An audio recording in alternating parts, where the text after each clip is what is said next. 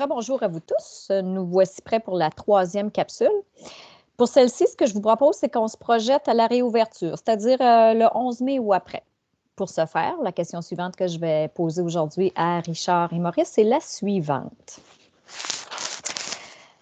Je dois accueillir les enfants et les parents dans un contexte où de nombreuses mesures sanitaires ont été mises en place.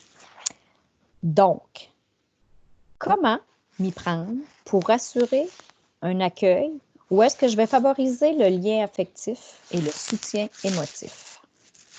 La question vous est posée, monsieur. Bien, c'est une autre belle question, très pertinente. Ce que j'ai le goût de partager, c'est la première chose que je ferai et que je fais aussi dans mon milieu avec les gens, c'est de me centrer sur l'empathie. Dans l'approche positive, là, qui comprend l'empathie, la bienveillance et la saine fermeté, l'empathie est le début d'ouverture à l'autre, c'est-à-dire me mettre à la place de l'autre. Ce que je propose, c'est d'avoir de l'empathie au niveau des parents. Les parents qui vont venir, ils ont passé 8 semaines à peu près, 9 semaines avec les enfants. De se mettre à leur place, vous avez sûrement vécu des moments pas nécessairement faciles, mais sûrement des moments aussi agréables. Là, montrer qu'il y avait des moments agréables aussi. Parce que l'empathie, c'est pas seulement ce qui va mal, ce qui est négatif. C'est aussi le côté positif. Et faire voir ça à chacun des parents, voyons, je vais finir par le dire. Et aussi au niveau des enfants. Hein? Peut-être que tu t'es ennuyé de moi, ou peut-être que tu es inquiet de savoir comment ça va se passer. Autrement dit, mentaliser. Prendre des mots, puis le partager aux enfants, le partager aux adultes de ce qu'ils ressentent. C'est ça le côté affectif. Alors, c'est l'empathie cognitive. Il y a aussi, en même temps, ça se fait presque en même temps, l'empathie cognitive. Les rassurer parce qu'on comprend la situation et parce qu'on la comprend, on a des solutions. On a des solutions. Et c'est ça qui est merveilleux chez l'être humain, c'est quand il a des solutions, mais il commence nécessairement, habituellement, à vivre un état de sécurité, de rassurance. Alors, ensemble, nous allons faire en sorte qu'on puisse passer du bon temps. Et avec cette empathie-là, par après, ne pas oublier de faire des dépôts bienveillants. Les dépôts bienveillants, bon, ça vient de plusieurs auteurs, habituellement pour mettre dans l'ombre le côté négatif, mais il faut s'attarder à faire 2-3 dépôts. Alors, parmi les dépôts, eh bien, merci d'avoir choisi de venir.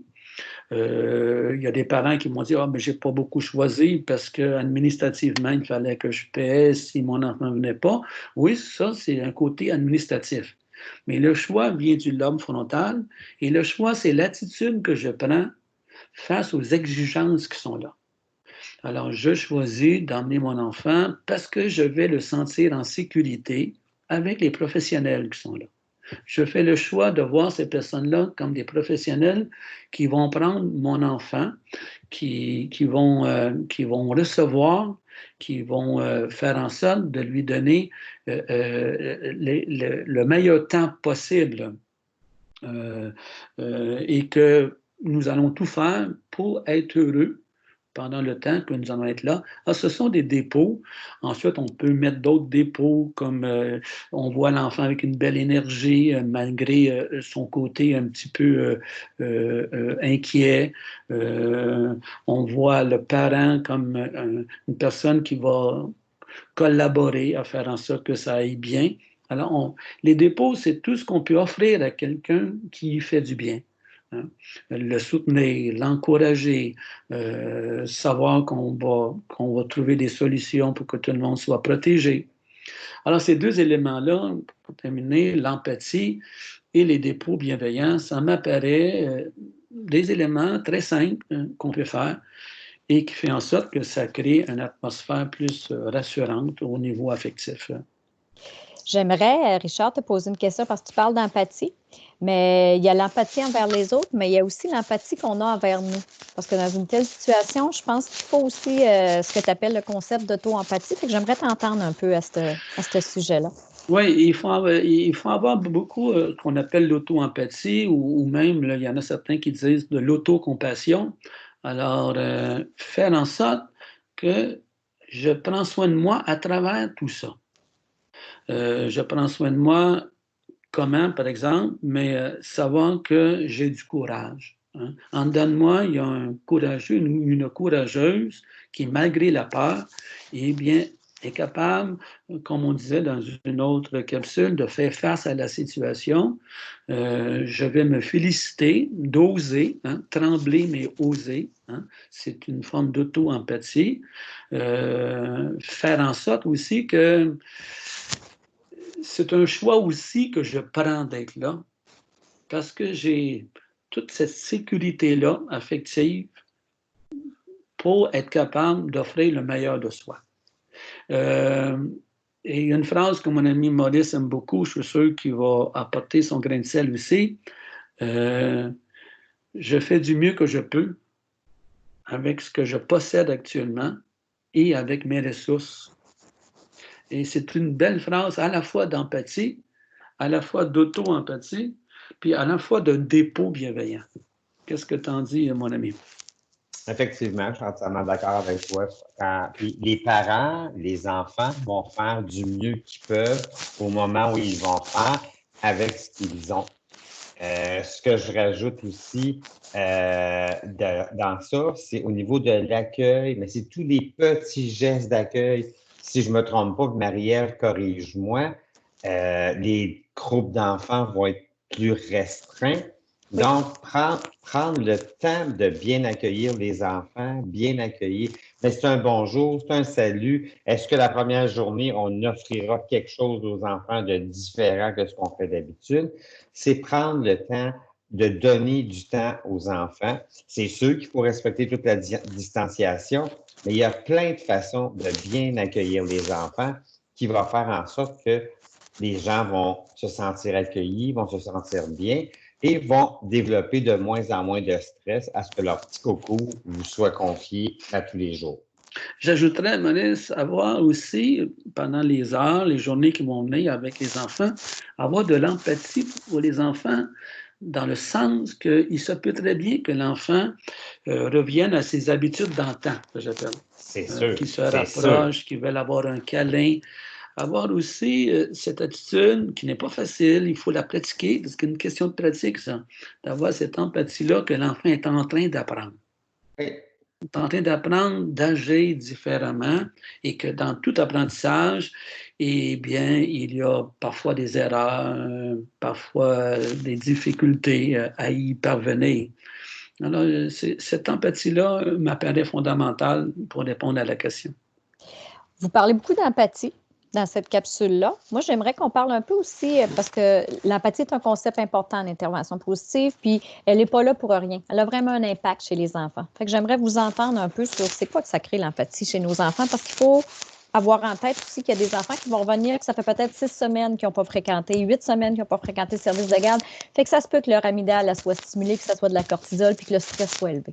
Donc, tu dis bien les choses, c'est que c'est démontré en neurosciences, c'est pour ça qu'on la met un peu cruciale au niveau de l'approche positive, l'empathie, la bienveillance, la saine fermeté, parce que quand l'enfant il se fait dire, par exemple, moi, je comprends qu'actuellement, c'est difficile pour toi de respecter, de rester à sa place, par exemple. C'est difficile pour toi de ne pas prendre cet objet-là parce qu'on doit le nettoyer, puis il faut que tu attendes. Alors, autrement dit, l'empathie, c'est de nommer ce que l'enfant est en train de vivre. Et bien, inévitablement, l'enfant se sent compris, se sent reçu, se sent entendu, écouté, reconnu, oui, dans ce qu'il vit. Et en même temps que l'enfant se sent comme ça, de notre côté, comme adulte, on est plus en action, en réponse à l'enfant qu'en réaction. Moi, dans ma vie, plus je développe, je termine là-dessus, plus je développe de l'empathie, me mettre à la place de l'autre, je me mets à la place de toi, qui est en train d'enregistrer tout ça avec toutes les commandes qu'il y a à faire. Mais je me dis, je peux pas, par exemple, perdre patience vis-à-vis de toi, parce que si j'étais à ta place, j'aurais peut-être le même stress. Alors c'est vraiment intéressant en neurosciences comment ils nous montrent, puis ils ont fait des expériences avec les imageries cérébrales là-dessus, que quand on reçoit des mots qu'on appelle mentaliser, quand on sent que l'autre mentalise dans sa tête ce qu'on ressent, dans notre cerveau, automatiquement, les neurones qui s'activent avec les sentiments négatifs s'apaisent et il y a une sécurité qui se met en place. Et la personne qui donne de l'empathie, c'est la même chose, au lieu que ce soit son lobe préfrontal droit du cerveau, où s'activent les neurones vis-à-vis le négativisme, le désappointement, la frustration. Eh bien, on s'est aperçu, Richard Davidson, le grand chercheur en neurosciences, s'est aperçu que c'est les neurones du lobe préfrontal gauche qui se mettent en action. Alors, c'est pour ça que développer le plus possible l'empathie, eh bien, c'est nourrissant, autant pour la personne qui le reçoit que la personne qui l'offre. Je t'ai interrompu, Maurice. Tu es allé là où je voulais aller, tu l'as super bien fait. J'allais dire, c'est quoi les impacts sur le cerveau de l'enfant? Tu l'as bien identifié, bien nommé. Comprendre que quand on développe et qu'on témoigne d'empathie autant envers les adultes qu'avec les enfants, ça ne rejoint pas la même partie du cerveau, ça vient apaiser, ça vient rendre heureux. Puis penser comme adulte, à chaque fois que quelqu'un vous remercie ou quelqu'un reconnaît ce que vous faites, comment à l'intérieur vous vous sentez. Si quelqu'un critique, bien là, on se sent plus pareil. Si quelqu'un fait des remontrances, on se sent plus pareil. Mais si on vous remercie, si on vous dit, bien, c'est beau ce que tu as fait, hein, c'est le fun. Ah, mais on aurait-tu pu faire autrement? Mais on se sent reconnu, puis Richard l'a bien dit, plus on se sent reconnu, plus notre lobe frontal se développe. Chez nos tout petits, le lobe frontal est en train de se développer. Plus il se développe, plus il s'apaise. Exactement. Exactement. Ce que j'ai le goût de dire, ce que moi, il me touche beaucoup dans cette capsule-ci, c'est vraiment le mot empathie que vous avez mis en lumière, mais c'est le mot empathie, puis ce que j'entends avec le mot empathie, c'est que justement, l'enfant se sent entendu, se sent compris, parce qu'il va arriver dans un état, peut-être pas tous les enfants, mais certains enfants vont arriver dans un état où c'est sûr qu'eux-mêmes ne se comprendront pas. Mais de voir qu'il y a un adulte qui l'entend, qui le comprend, par des paroles, vous avez donné beaucoup d'exemples par des paroles, mais je pense que des fois, ça peut se faire aussi dans le regard, ça peut se faire dans un geste, ça peut se faire de plein de façons. Mais en étant empathique, automatiquement, ce que ça fait, c'est que ça vient justement canaliser tout ce qui sont les hormones du stress, ça vient apaiser le cerveau. Fait que je pense que c'est ça qui va faire, quand on parle de l'accueil, les premières journées, de prendre le temps, d'être empathique, c'est vraiment le mot que je retiens dans leur façon de faire pour... Et lorsqu'il y a de l'empathie comme ça, mais on est dans le D qu'on a vu dans la formule, dans le modèle ABCDE. Dans le D, il y a l'empathie. Vis-à-vis soi-même, vis-à-vis autrui, on va dédramatiser, on va trouver des solutions. Et je dois dire ici que, connaissant très, très bien professionnellement mon ami Maurice, mais il a l'art, il s'est pratiqué, évidemment, sûrement comme tout le monde, il a l'art de dédramatiser, de se mettre à la place de l'autre, hein, et ça fait en sorte qu'on est dans l'aspect positif, le D et le E, dans le modèle ABCDE. Puis Marie-Ève, tu disais, on va travailler fort les premières journées. Moi, je pense que présentement, ce qu'on est en train de vivre, tout ça, va nous amener un peu une autre façon de travailler, c'est-à-dire que ça soit à long terme. Accueillir, être empathique, ça ne sera pas juste pour les premiers jours, ça sera pour tout le temps. Plus on va être empathique avec nos petits cocos, plus au niveau de son cerveau, ça va faire de l'apaisement et ça va l'aider à grandir dans son cerveau. Merci pour la nuance. Et ça nous amène aussi, pour terminer peut-être, que quand on a de l'empathie, on s'intéresse à ce qui se passe à l'intérieur de l'enfant, donc voilà, à son développement. Si on manque d'empathie, comme j'en ai manqué beaucoup dans ma vie, mais on est en réaction au comportement. Or, le comportement de l'autre n'est qu'un langage pour nous indiquer ce qui se passe à l'intérieur. et ça répond encore à la question que tu posais, Marie-Ève, pourquoi c'est si important l'empathie? Ce que j'ai le goût de dire avec cette empathie-là, ce que j'ai vous poser comme question, comme piste de réflexion, c'est, vous allez faire des visualisations, vous le suggérez dans les capsules précédentes. On parlait d'accepter, d'accueillir avant d'être empathique. Je pense qu'il y a toute cette démarche-là. Mais dans cette démarche-là, c'est important aussi de se visualiser ou de réfléchir à comment être empathique, comment mettre de côté notre propre stress. On vous a accompagné dans les autres capsules un peu pour voir comment le gérer, mais comment se rendre disponible à cette empathie-là, puis comment la rendre, oui, j'entends, puis ta nuance est importante, Maurice, comment la faire dans les prochains temps, mais comment en faire une pratique qu'on va maintenir dans le temps aussi, parce que des stress, les enfants vont en avoir d'autres à vie. J'aurais le goût d'ajouter, tiens, que pour pouvoir travailler ça pratiquement, ce qui m'intéresse, moi, c'est la pratique à la fin du compte. Je propose ceci que je fais régulièrement le matin dans une très courte introspection, méditation, appelons ça comme on veut. J'ai un souhait. Un souhait où je me dis, puis-je aujourd'hui avoir de la patience, de la tolérance? Puis-je aujourd'hui, avec chaque personne que je vais rencontrer, lui offrir ma meilleure empathie possible? Le souhait, on sait que ça oriente le cerveau.